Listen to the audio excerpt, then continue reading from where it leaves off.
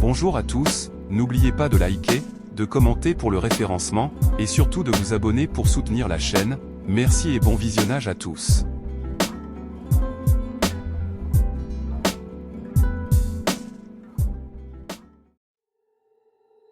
Les ombres intérieures.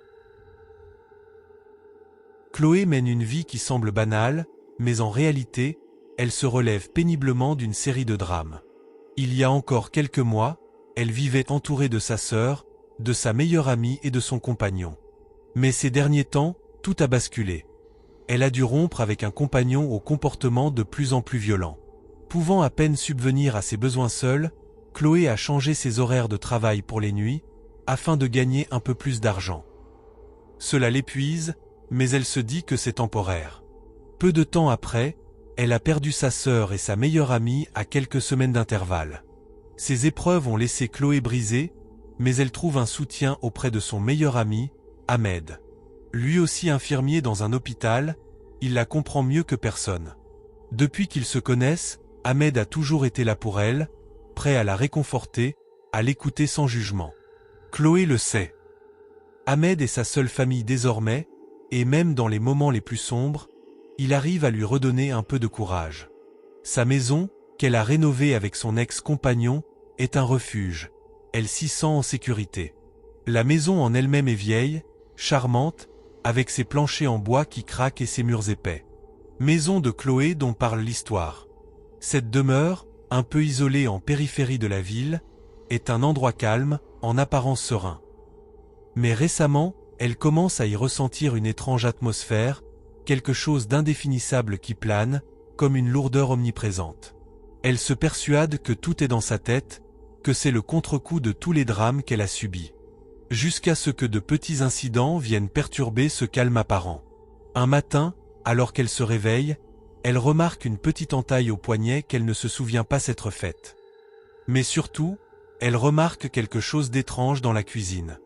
La veille, elle avait soigneusement rangé une assiette, un verre et un couteau dans le lave-vaisselle après son dîner.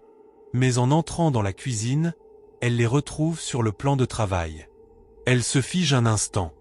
Est-ce possible qu'elle ait oublié de les ranger? Elle secoue la tête et sourit nerveusement. Tu te fais des idées, Chloé. C'est le stress. Mais une petite voix en elle murmure que quelque chose cloche.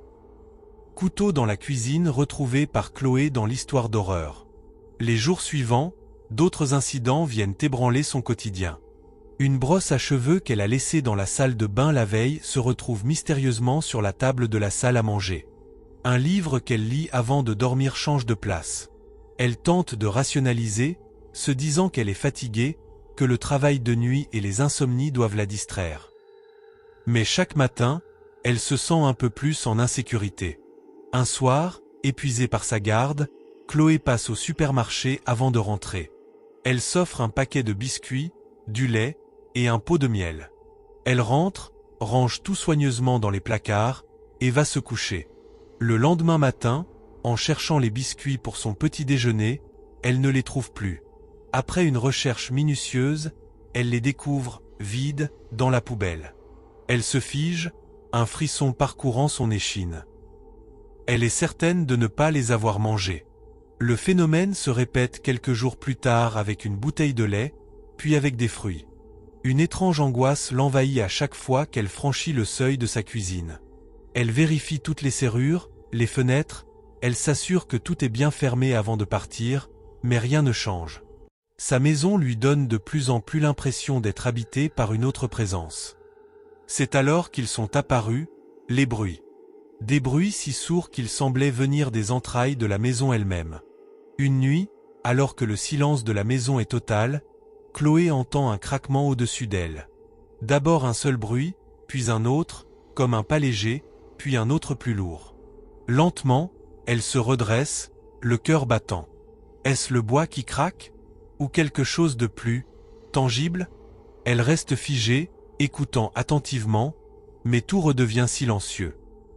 Elle se persuade que ce n'est rien, peut-être un pigeon ou une chauve-souris sur le toit.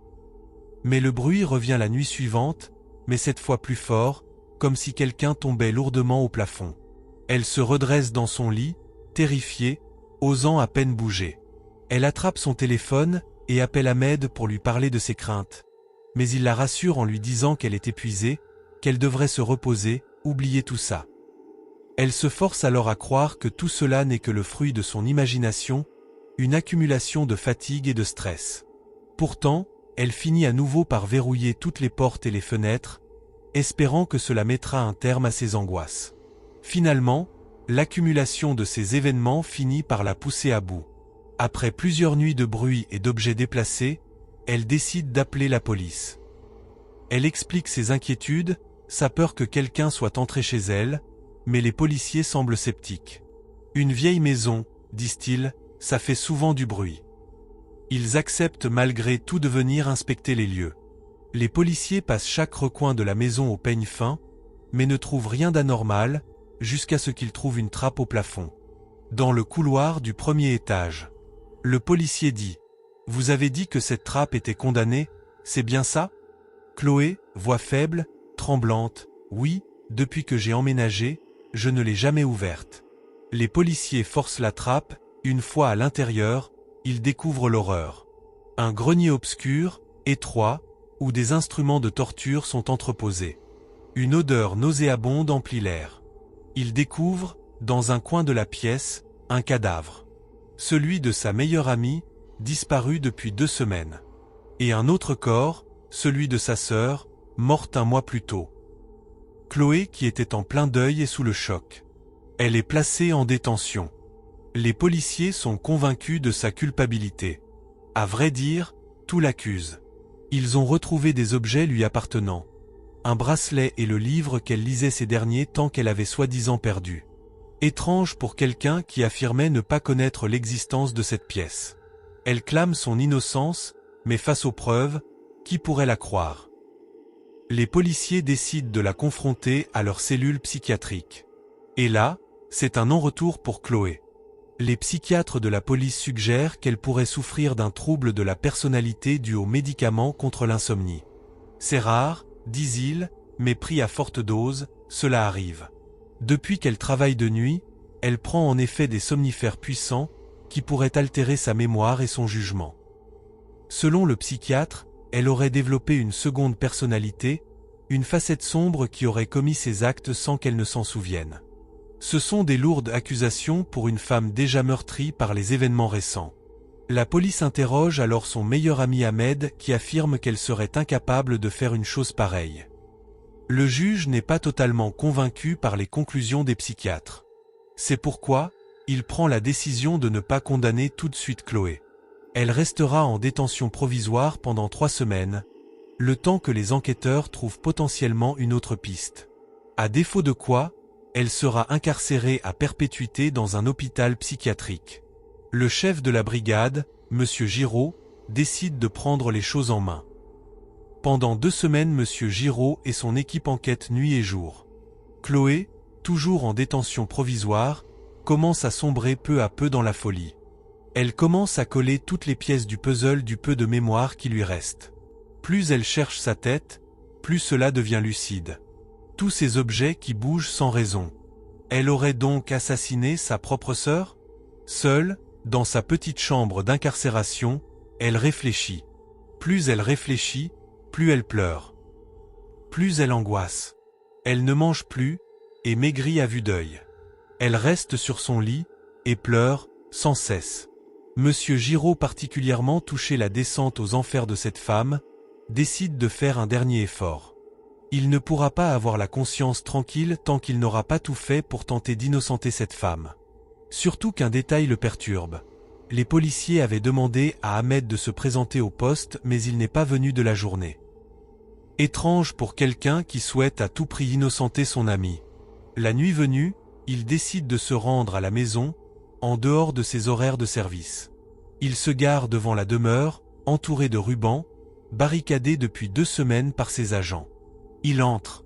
Tout de suite, un détail horrible l'interpelle, du sang. Oui, c'est bien du sang, là, juste à l'entrée. Aussitôt, il alerte le commissariat avec sa radio et suit les traces de sang. Il monte à l'étage, les escaliers recouverts de ce liquide rouge vif. Tout d'un côté, il s'arme de son pistolet et tend l'oreille. Un son faible, il entend un cri étouffé. Comme une voix désespérée venant d'en haut, du grenier. Sans hésiter, il monte, prêt à affronter ce qu'il pourrait y trouver. Son cœur battant à 1000 à l'heure. Lorsqu'il atteint le grenier, il découvre l'inimaginable. C'est lui, c'est Ahmed. Le meilleur ami de Chloé, gisant sur le sol. À côté de lui, un homme cagoulé, des instruments de torture à la main. Monsieur Giraudy, les mains en l'air. L'homme cagoulé saute sur le policier, un couteau tourné en direction de sa poitrine.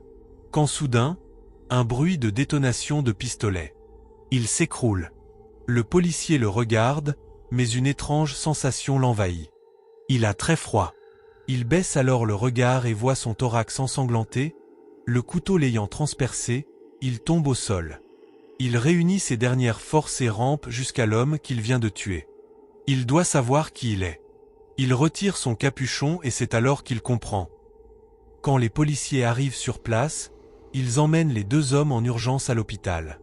Un seul d'entre eux a survécu, l'ex-petit ami de Chloé. Il avoue tout. Consumé par la haine et la rancœur après leur séparation, il avait planifié une vengeance implacable. La maison, qu'ils avaient rénovée ensemble, lui servait de piège idéal pour briser Chloé. Dès leur rupture, il s'était caché dans le grenier, profitant de ses absences nocturnes pour descendre, manger dans sa cuisine, déplacer des objets et semer le doute. Chaque nuit, il renforçait son emprise invisible, alimentant les doutes de Chloé jusqu'à la convaincre qu'elle perdait la raison. Et ce n'était pas tout, son plan morbide incluait les assassinats de sa sœur et de sa meilleure amie, tués pour infliger à Chloé une souffrance insupportable. Ces derniers mots ont été les plus terrifiants. Je veux qu'elle ressente ce que c'est d'être détruit. Je voulais qu'elle comprenne qu'elle n'avait aucun contrôle. Je veux la briser. Chloé est évidemment innocentée. Au petit matin, les policiers lui ouvrent les portes de sa cellule. Mais tout ce qu'ils trouvèrent fut son corps, pendu au barreau de la fenêtre à l'aide de ses draps.